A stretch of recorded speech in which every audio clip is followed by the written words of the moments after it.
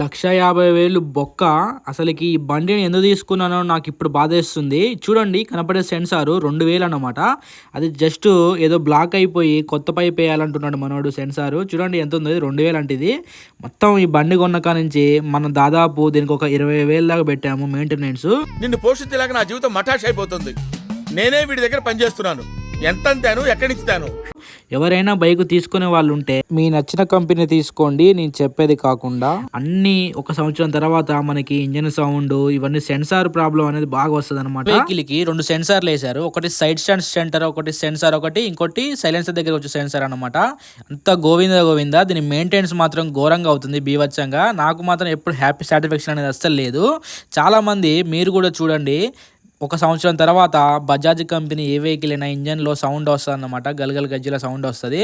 చూడండి మనోడు ఇప్పుడు క్లీన్ చేస్తున్నాడు, వాటర్ వెళ్తాయి కదా మనం వెహికల్ క్లీన్ చేసుకున్నప్పుడు, అందులో నీళ్ళు వెళ్ళినప్పుడు అది కూడా కొద్దిగా జామ్ అయింది.